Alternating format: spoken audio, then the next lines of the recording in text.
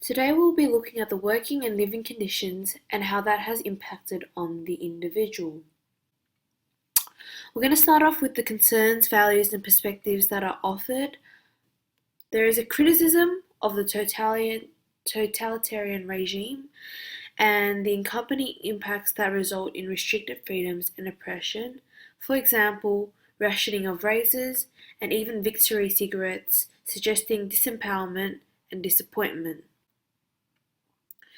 Orwell also looks at how work in isolation and communication is disapproved, further reinforcing the control of the individual through promoting lack of individuality and freedom of thought. This is the ultimate loss of individual rule as seen through Winston and Julia's downfall, reflecting Orwell's critique of totalitarian government and adopting any form of this rule. In addition, newspeak is also a concern, encourages limited speech, and this therefore controls freedom of thought and aids the control of the individual. By limiting the words in the English language and forming one that revolves itself around the party, acts as a means of mind control to eliminate rebellion, independence, and anti-party thoughts. And it also limits our human expression, which therefore links to controlling and suppressing our freedom and individuality. Also, there's a difference in class represented through the dichotomy in living conditions, and this controls individuals into a certain way of living and thinking. Whilst under the presence of establishing an equal society, totalitarian societies promote the wealth of those ruling whilst decreasing the quality of life for all other individuals in society. This is evident through the small inner party who enjoys luxurious lives with servants and lush, well-furnished apartments, while the party members live in run-down, single-room apartments. Social anxiety is reflected as the post-war Europe context. Winston's job makes him aware of the manipulation of information/history, and the manipulation of the propaganda leads to a desire for rebelling as he recognizes it as immoral.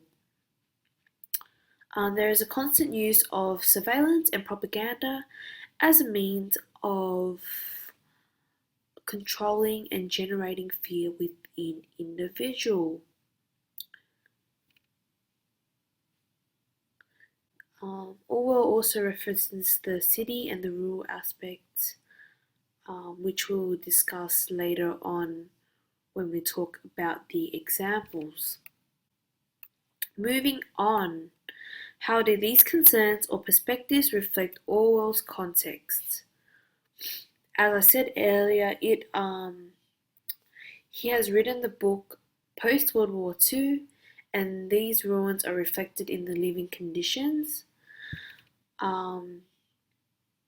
As well as that, Orwell has served in the Spanish Civil War as well as World War II, so he's exposed to the war conditions and the lack of basic provisions, and he's also exposed to the difference between reality and propaganda and the power that government has to control and promote certain views. Orwell has also mentioned dictators such as indirectly mention dictators such as Adolf Hitler in Germany and Joseph Stalin in the Soviet Union, and this has inspired Orwell's hatred for totalitarian and political authority. His witness of the dangers of absolute power in an age of advanced technology fostered this criticism of government control as well as extreme political ideologies. In the novel, he critiques totalitarian government as it attempts to control the hearts and minds of individuals as a means of securing and maintaining their own power and authority. In addition, age of technology is slowly rising within this era, and there are fears towards this reflected through the living conditions which enable the inner party to watch and control individuals, obviously through the telescreens. Um, in addition, languages are intertwined with the culture and history of a country, as often done in post-colonial era, through removing a nation's original language and imposing a new one, that societies denied its individuality, and this is similar seen with the of Newspeak.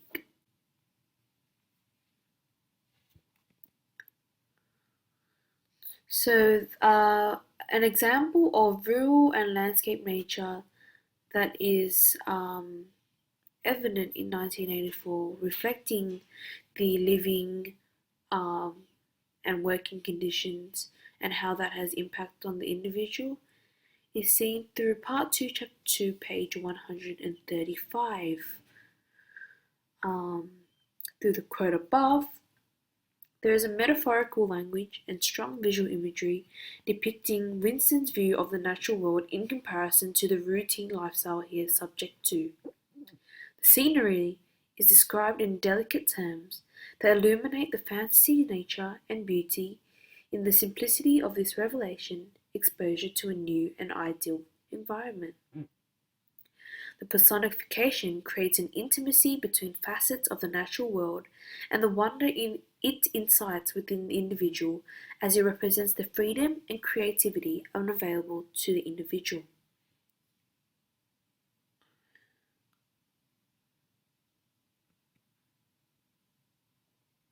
In example 2, um, we have talked about the lack of individuality and freedom of thought. And since work in isolation and communication is disapproved, it has allowed the government to control an individual as they promote a lack of individuality and freedom of thought. Through the quote above, the formula forms the basis of Orwell's fear of mind control. The quote accentuates the party's ability to brainwash an entire society in which facts can be altered, demonstrating the ease of manipulating opinions. Furthermore, Oceania's work conditions, whereby everyone wears the same clothes, eats the same food, and lives in the same apartment complexes, reinforce the suppression of independence and individuality. This is a reflection of Orwell's critique of totalitarian government and adopting any form of this rule.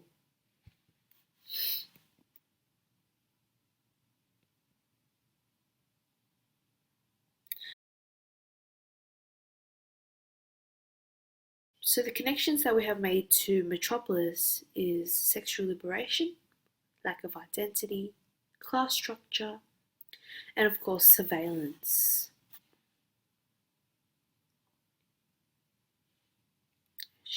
Going back to that one. So for sexual liberation, compared to the sexual liberation of the hedonistic lifestyle in Metropolis, 1984 presents sex as outlawed for pleasure, but rather a means of reproducing for the party. There's a lack of identity through the term comrade, which is similar to the workers in Metropolis, demonstrated between both texts. So there's a difference in living and working conditions of the inner party and the outer party, and in Metropolis, the aristocrats and the subterranean workers. As for surveillance, in 1984 we have the telescreens, and in Metropolis, the Thin Man is hired by Fredersen to control and watch Frida. So there's very similar connections that are made. However, there's also certain things due to the context that is different. So for sexual liberation, It is reflective of post-World War One context, as the 20s reflected a period of hedonistic lifestyles. This contrasts, as I said before, to 1984, as the party viewed sex as an act of procreation rather than pleasure, which correlates with the need to repopulate post-World War One. As for social anxiety, both Orwell and Lang express and precipitate feelings of social anxiety. Lang, the economic and political aftermath of Germany's defeat led to hyperinflation and the consequent sense of dissatisfaction with the ruling powers. And in Orwell's context, the totalitarian government attempted to control the hearts and minds of individuals as a means of securing, maintaining their own power and authority, which led to social anxiety. Additionally, the Cold War further enhanced these fears, and as said before, the dictators such as Hitler and Stalin have also reflected Orwell's concern for these government rulings. An example of sexual liberation is demonstrated through Yoshiwara, the nightclub. There is an abandonment of the important Christian values to the decadence of excess and sexual freedom. Yoshiwara is a symbolic of temptation and promiscuity, representing a domain of the wealthy, using it for frivolous entertainment, gambling, and other reckless activities. This is reflective of post-World War I context, as the 20s reflected a period of hedonistic lifestyles. In the case of lack of identity, the shift change highlights the subjugation and dispirited nature of the workers. So the subterranean workers in Metropolis are depicted as subservient to the machine, and their lack of identity is reflected in the shift change, highlighting through the wide shot of the workers. The music is shifted to a slow and somber pace, and in conjunction with the syncopated robotic movement of the workers, there is a sense of dehumanization, and there are no distinctive facial features identified, and the workers are uniformly dressed, suggesting a lack of identity and worth for the people of the working class, being controlled through external causes. Now, this is very similar to Moloch and Big Brother in 1984, as the low-angle shot of Moloch creates a sense of authority and power, and his large eyes of the monument represent surveillance and allows for connection with Big Brother in 1984.